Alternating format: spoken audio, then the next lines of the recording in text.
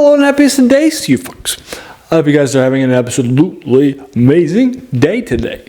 So today on Friday, I typically will do top 10s of various older things for this channel. It started off with movies and that sort of thing too, but since this channel started off doing reviews of older fiction works in science fiction, fantasy, and horror, like novels, short stories, novellas, prose poems, that sort of a thing too. I thought it would be fun for me to move more to that. So starting about a few weeks ago, I started doing my top 10 authors, a few of those, and then I started with my top 30 novels that I did, and now we're doing short stories. Now short stories are a little different. Short stories are definitely a sort of a favorite thing of mine to knock out for you folks. Short stories typically were the default method that people used to sort of enjoy their stories for the vast majority of the time. Recently, we have become more engrossed in novels. And novels have become longer and longer as a result. Like a Tom Clancy novel, right, and that sort of a thing too. That's really more of a new phenomenon, going way back. And since I do a lot of reviews for the channel, there's a lot of great short stories out there too to get caught up with, right? And then also, I feel like I mentioned before, the horror short story is a better delivery method for horror than the novel. So when I looked at my top 30 novels, only two hit: Dracula and The Haunting of Hill House, and that's it. But we have tons of horrors. Also, my initial favorite short story, my initial favorite genre, was fantasy. I read fantasy tons of novels and that sort of a thing growing up. And then in college, I became a fan of horror, particularly the Cthulhu Mythos. I went and I read a 3-volume collection of H.P. Lovecraft's short stories, read a bunch of the things too, and then read a bunch of his collections, and that sort of thing too. I've read probably at least 1,000 Cthulhu Mythos and at least 2,000 horror short stories. I definitely love that stuff so much. And then so I've read tons of that great stuff. So you'll see more horror stuff, simply because they typically are better at a short story, and also because that's my passion, right? Just as a heads up. Now I have read a couple of shorts that have some great stuff like the best or the Hall of Fame for this channel too, so you can check out that too. All right, here we go. So let's get started. And number 10 is Pickman's model, not modern, because I actually read that too. And this is by H.P. Lovecraft. It's from 1927. So no spoilers in this because I don't want to engage you with it, right? I want you to go into it if it is clean. But basically what's happening here is that we have this darker artist, Pickman. And he is doing some very, very dark and gothic style art back in the pulp era when Lovecraft was alive. And this person, our primary protagonist, is an art lover and that sort of thing too. And so his goal is to sort of engage his fan.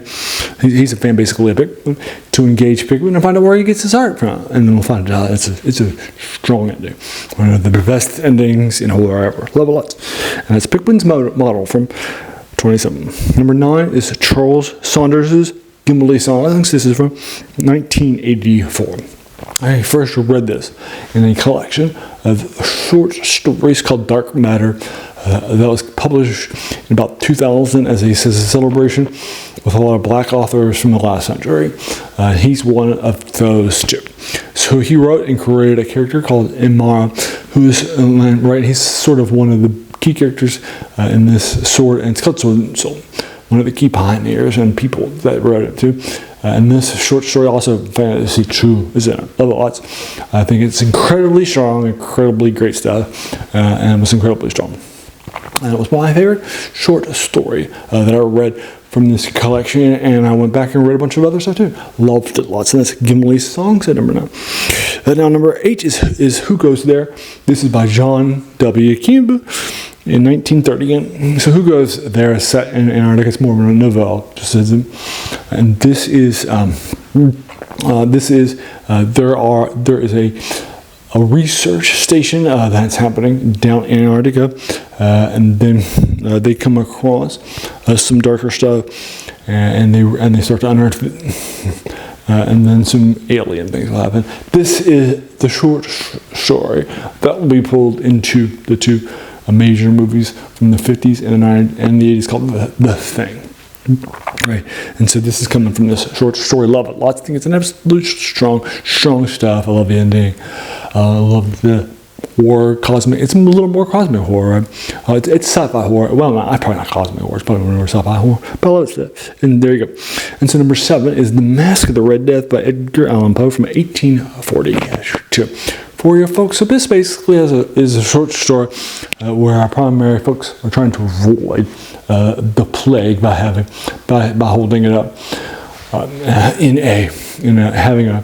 holding up in a castle, a state, and trying to have some stuff that's that writing. Love it. Lots of things. It's an absolute classic. Love it. Even like the movie it's based on with Vincent Price. Number 6. This is The Bottle Imp. It's from 1897.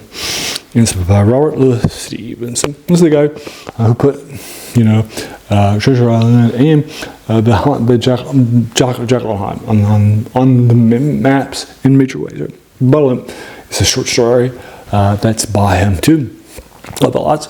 So basically what's happening here is that there is a cursed monkey's paw-esque genie bottle. That's the bottle that this has. In this case, it's an imp rather than a genie, but you get the idea, and it's cursed. But you cannot get rid of it unless you sell it to somebody else for less than you bought it for. It's at a discount, and you gotta let them know too. I think it's great stuff. It's already coming at a very cheap price. Somebody's going to acquire it, and then him and some other folks are going to sell it back and forward. And we're going to help out each other. And that sort of thing too. I think the ending is great too. Love it lots. And that is Robert Louis Stevenson's The Bottle Imp. Hitting number 6. Number 5 is The Black Stone by Robert E. Howard. It's from 1931. A lot of people might know Robert E. Howard as an author who created and popularized sword and sorcery with Conan, Cult the Conqueror, right, and that sort of thing too. He actually did write some stuff outside of that too, including things in the Cthulhu Mythos, which this is, as well as other things in like boxing, westerns. Right, he wrote lots of other stuff too. And so this is a great horror collection. This is happening in Central Europe. I might be in Austria. And that sort of thing too, if I remember correctly. I read it a couple of years. And then he is getting, there's an exploration that's happening, and they start to unearth some darker things in the Cthulhu Mythos. I think it's great. I think it's well described, well fleshed out, great ending too. So I think it's definitely worth a number 5 spot. All right, number 4 is The Minority Report. This is by Philip K. Dick. It's 56. Now, I read a collection of his short stories for this channel. All of his short stories. My top one already hit, and this is my next one, Minority Report. And that sort of thing too. It's great stuff. Love it lots. And I think the short story is a little better than the movie, but both of them are good. But they sort of have different sort of takes, different sorts. This is a darker film. Just had to. Just all of Philip K. Dick stuff is. Top 3 down. Number 3 is Turgeon of Myr from 1950. This is in the Dying Earth collection that was published, and it's by Jack Vance, and that sort of thing too. It's the first one in this 6 short story collection. It's great. I love it lots. This puts Dying Earth stuff, any genres, introduce Vance's style of magic keeping and that sort of thing too, that will become popular with Dungeons and Dragons. The idea you can only one spot a day. You'll find out why, what's happening with it, and all that good stuff in here in this post-apocalyptic. Now, this is a post-apocalyptic fantasy, not science fiction. Just as a heads up, that actually was happening. Not that uncommon at the time, but he definitely pushes it to the next level. Great descriptions, great world building, great craftsmanship here, and that's Jack Vance's Turgeon of Myr. All right, number 2 is The Star. This is by Arthur C. Clarke. This one, Hugo, it's from 55. This is an absolute classic in my mind. And so basically what's happening here is that we have an expedition with some folks, and they are led by some folks including people like a Jesuit and that sort of thing too. and then who's having some issues with his faith, and then they encounter a sort of a planet near the end of our planet, like around Pluto, had an issues with a post-apocalyptic thing, and so it saved. Sorry, I just dropped my phone. I'll go into it. He saved a number of these different things in sort of a place for them to go, and that sort of thing too. So it's sort of to save their civilization because they weren't going to be able to get off the planet, right? You know, that's the and right. This is where their Shakespeare is, right? And that sort of thing too here in the star. And I think it's incredibly strong stuff. I think it's good stuff. Love it lots. That's the star. No, and one you go to. Now, number one, this is a very uncommon short story. I don't think people give this the credit, but they should. And this is Donald Mondre from 1932. It's called The Treemen of Amboise. For you folks, so basically what's happening here is that this is an expedition that's happening, and then we actually will arrive to Africa here on the coast, and they will arrive, and there's a person there too. And this person says, I want to go to this place that's this dark and ruins and that sort of thing too. Kind of in a Cthulhu Mythos sense. And then our person our person that they meet, I'm not sure if it's a bar or tavern, that's the right name, but you get a restaurant. And he's like, you don't want to go there. And he's like, but why? And he's like, I'll give you my story. I went there. And so now this story is what he is telling this expedition. And the shock ending here is amazingly good, right? This is more of a body horror, which wasn't actually that common for Cthulhu Mythos or stuff during this era. It's incredibly rare. The shock ending here, so strong stuff. You love it lots. It's an absolute classic to my mom. And Donald Mondre was a big name back in the pulp era too, right? So I think he's somebody who's not truly appreciated by people. But I definitely enjoyed this. I'll open another box, and it's The Treemen of Amboise by him.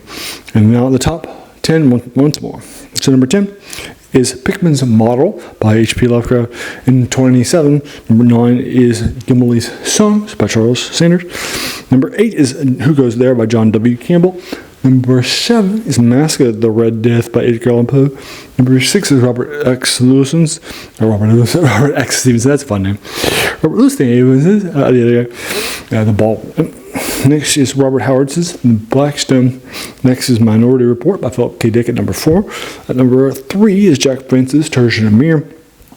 And number 2 is The Star. And number 1 is The Treatment of Amboise by Donald Mondre. For you folks, and so what are yours, right? Have you read these? Would you put them in this order? Well, just let me know what your thoughts are. Now, as a reminder, I'm not coming to you from a place of expertise, right? I didn't read short stories a lot other than the occasional ones, right? In growing up, that sort of thing too. I didn't study English. I'm not a literature critic, right? None of that stuff, right? So that means your opinion is just as valid as mine, because I'm not coming to you from a place of expertise, right? I'm just a fan, right? So I'm definitely interested with you and sort of engaging you with you. And then also just let me know what your thoughts are with regards to all the other stuff too, right? I do tomorrow I do Serial Saturday, which is dedicated to the forgotten storytelling genre, often in this era when this stuff is being written, right? I think I'll enjoy that too. On Wednesday, the older video game reviews are just the 20th anniversary of Guild Wars 1, and next will be some, although this one won't be that old, it's going to be the Planet Coaster 2 DLC. No sense release, it's called Sorcery. So you can check it out too. And then also do on Monday older reviews of older tabletop RPGs or war games, and we're doing Dungeons and Dragons modules right now. It's going to be X7. This is the War Wrath of Kron. And then also I do 3 other reviews a week like this one on short stories, fantasies, and novels, novellas, right? 2 of the 3 genres we got: fantasy, science fiction, and horror 2, right? All up and down the box. So if those sound like your cup of tea, or you just want to check out these more of these top 10s, that's fine. We're going to be this got tons of these pulled out for you folks. check it out all up and down the block for you, folks. And then also, just while you're here, please do all of the YouTube stuff. Like hit the subscribe button, like button, bell icon if you're feeling frisky, all that stuff too. As you can tell from all those older reviews for you folks, finding these older things for you is definitely the passion of the show, right? And having some stuff, right? It may not be, right in our passion for the new stuff, like this thing's title, right? We sometimes have forgotten that it's standing on the shoulders of giants, right? So let's check out those giants, right? Now, the other stuff is bad, but you get it by default, right?